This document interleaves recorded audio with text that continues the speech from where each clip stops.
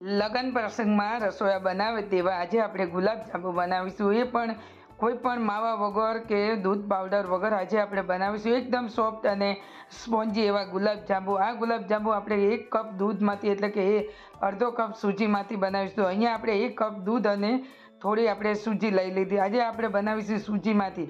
તો દૂધ ગરમ કરવા મૂકી દીધું છે. દૂધની અંદર આપણે ખાંડ અંદર ઉમેરી દીધી છે 2 ચમચી. થોડું કેસર આપણે ઉમેર્યું. કેસર તમારે ઓપ્શનલ છે, જો ઉમેરવું હોય તો તમે ઉમેરી શકો, પણ અહીંયા આપણે તમે સ્કીપ પણ કરી શકો છો.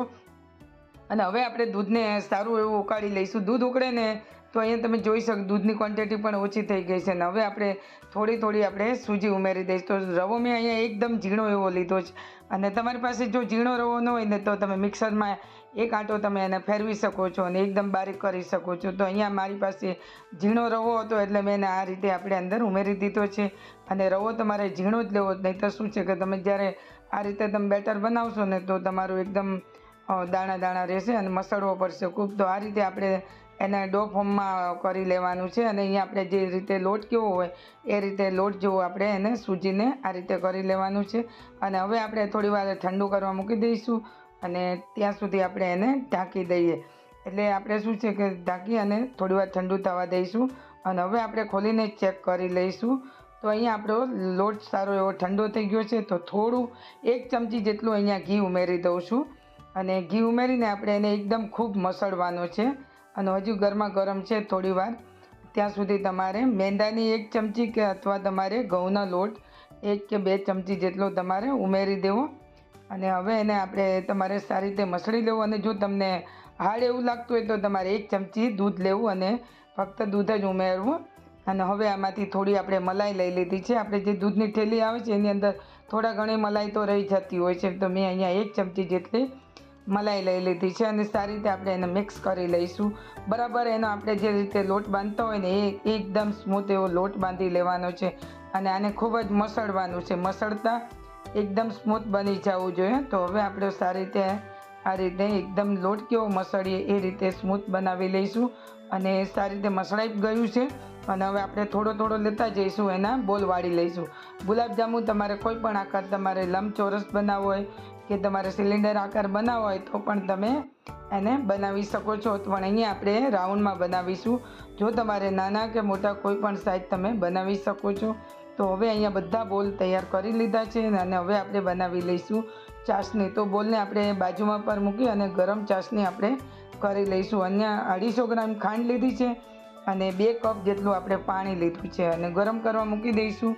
અને ખાંડ સારી રીતે આપણે એને ઓગાળી લઈશું. તો ખાંડ પણ અહીંયા ઓગળવા આવી છે અને થોડી વાર માટે આપણે એને ઉકળવા દઈશું. અને ચાસણી આપણે એકદમ ચાસણી નથી બનાવવાની, પણ આપણા હાથમાં જ્યારે લઈશું તો આપણે એકદમ ચીપચીપું લાગે ને ચીકણું એવું એ રીતે આપણે એને બનાવવાની છે. અને હવે આપણે આ ચાસણીને આપણે બાજુ પર મૂકી એની અંદર મેં 2 એલચી પણ ઉમેરેલી છે અને કેસરના ટાંકણા પણ ઉમેરેલા છે.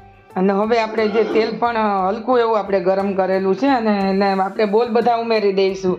બોલ ઉમેરીને આપણે એને લગાતાર આપણે પહેલાં તો શું ધીમા તાપે આપણે એને ફ્રાય કરી લઈશું. નહીં તો શું છે અંદર તમારા કાચા રહે અને ઉપરથી તમારા બળી જાય. એટલે આપણે એને ધીમા તાપે આપણે એને બધા ફ્રાય કરી લઈશું. તો અહીંયા આપણે બોલ ફ્રાય કરી લીધા છે અને બીજા પણ આપણે સેમ અંદર બધા ઉમેરી દઈશું. અને આ રીતે બોલ આપણે બધા જ એના તળી લઈશું. અને બીજા જો તમારે એમ જ ખાવા હોય તો તમે ખાઈ શકો અને તળીને તમે ફ્રીજમાં પણ તમે એને સ્ટોર કરી શકો છો.